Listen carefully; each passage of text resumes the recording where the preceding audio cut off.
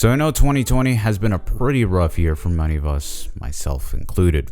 But there are many pleasant surprises when it comes to games. Konami announced on September 25th, 2020 that Metal Gear Solid Integral was released via GOG, adding patches, making the old PC port playable for Windows 10. With an old generation of gamers re-experiencing the classic, and new fans understanding what the series is about, there is no better time to discuss about Metal Gear than with the PS1 vanilla and the PC port on GOG. I won't keep you waiting any longer with today's Port vs. Port, a video series highlighting the differences and the similarities of the vanilla and port versions of a singular title. Put your hand on your earbud, call the boss for advice, because today we're gonna delve into Metal Gear Solid for the PlayStation 1 and PC.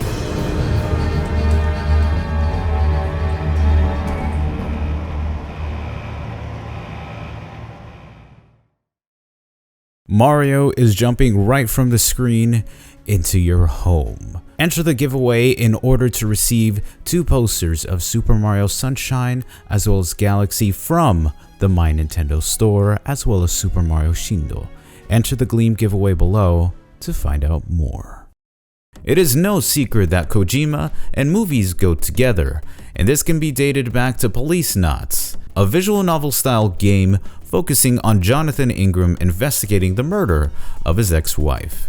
Kojima eventually found his grasp for PlayStation hardware in '95 and began development for Metal Gear Solid to expand upon the original MSX titles.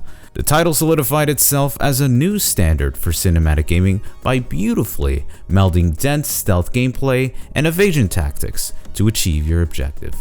Voice acting codec sequences and cinematic live-action cutscenes added a new kind of immersion to transport the player into Shadow Moses.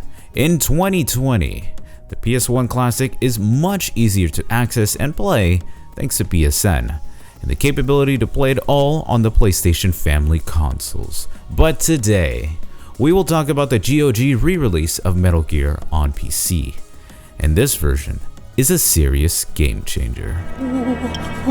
What's with these guys? It's like one of my Japanese animes. Late 2000s saw the beginning of both nuclear deterrence and the release of Metal Gear Solid Integral, an international version of MGS optimizing many fixes to streamlining the overall game experience. The original PC physical release is a very difficult port to run on Windows 10, so this is where GOG comes in, installing the wrapper and adapting the title to the modern OS, and they couldn't have done a better job. A small disclaimer, the game is introduced in a 4:3 aspect ratio, but can be modded to take advantage of 1080p and higher resolutions using the entire screen space, as well as ultra-wide resolutions. Keep in mind this mod will have some hitches here and there during 1080p gameplay, so that is not represented in the final GOG release in 4:3. I will link below how you can install the patch and take advantage of extra screen real estate. The first noticeable change instantly is a removal of the Police Knot soundbite found in the PS1 version to a static introduction.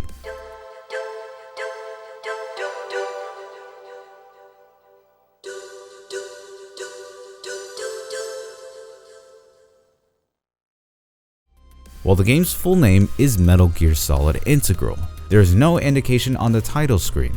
In addition to this weird change, starting up a save file opts out a mission log which was introduced in the PS1 vanilla. What is gone are the lovely Yoshi Shinkawa drawings in the background and the synopsis describing events of the story so far. While not a vital component, I found myself missing the feature which can be helpful to dictate your place in the story.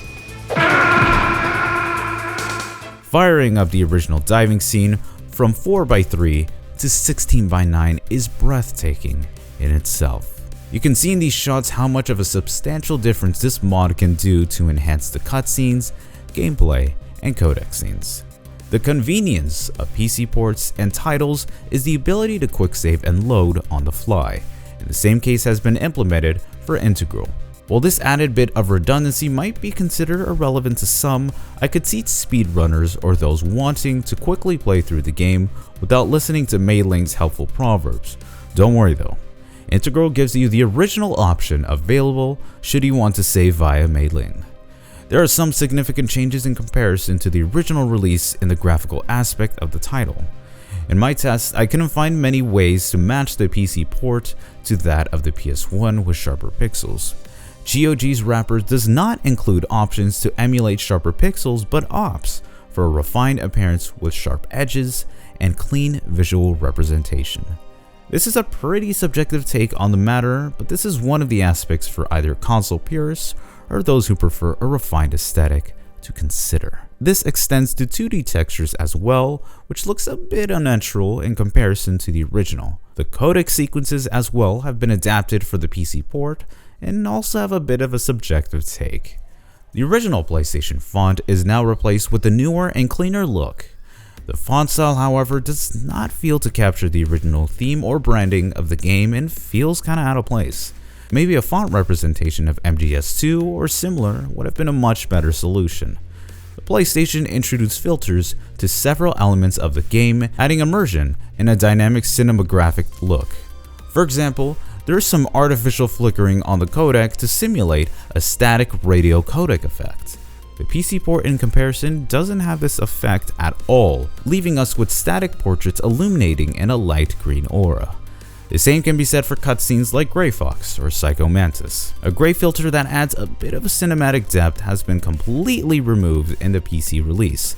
The removal of such filters downgrades scenes where camera perspective and cinematography are at their highest, highlighting important scenes or even otherworldly powers a certain psychokinetic practitioner possesses. Now, the biggest question I had during my PC playthrough was how the Psycho Mantis battle was handled. Snake.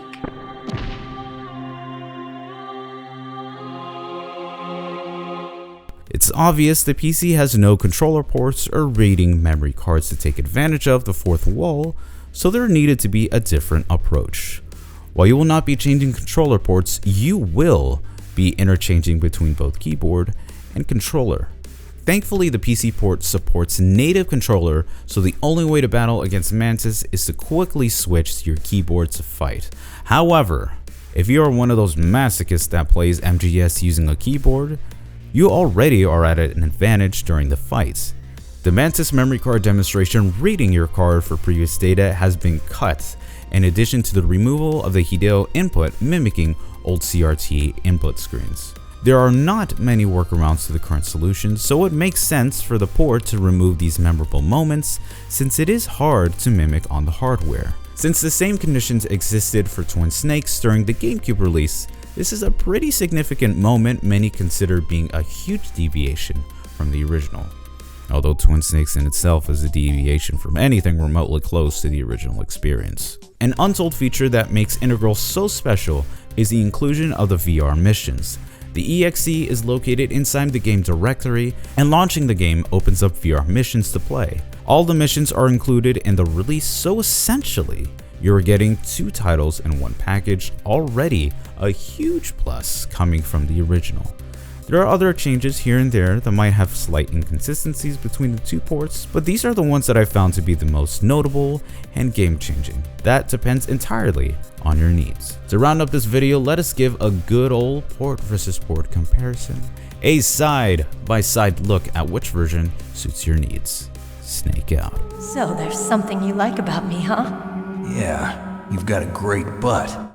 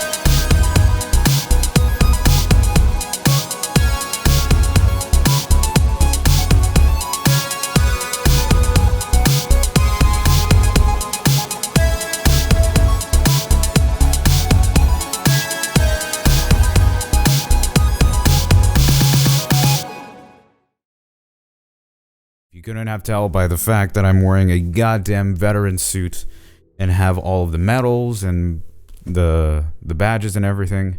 I adore this series with a goddamn passion. It really has meant a lot to me, and to do something like this and find out that there's a new generation of people playing Metal Gear on the PC, or even other people rediscovering. Like to continue the conversation, to ask what are some people's favorite moments, whether it's Psycho Mantis or maybe it's another moment in one of the other games. It truly is making me happy to see that people are experiencing the game. And quite frankly, I was very, very surprised with the PC port. I didn't think it was going to be this solid. I usually don't really expect much from PC, more or less, depending on what the game is, because, you know, it's Cyberpunk 2077. But I will say, I was very pleasantly surprised, and I hope you guys will be too. And side note, if you ever wondered where I got this or why I got this, if you ever see a big boss at a Los Angeles anime convention, that's probably me dressed up like this, because I almost dress like this almost every goddamn convention I go to. But that's about it. I hope you guys really love this little bit of a deep dive into Metal Gear Solid for the PS1 as well as the PC. If you guys are interested and you like the video, give it a thumbs up, thumbs down, whatever you've been feeling. Give it a subscribe, because I always do port versus ports, or maybe there are new videos you guys want me to do. And finally, if you want to see other port versus ports, check out my channel. I do this once in a while, and I hope you guys are going to be enjoying it. Thank you so much for checking me out. And don't forget, we still have a giveaway for Super Mario 64, as well as the posters. Check the links in my Super Mario 64 video, but I will put it in the description so you can check it out. Thank you guys for watching the video. Hope you'd enjoy it. And Snake out.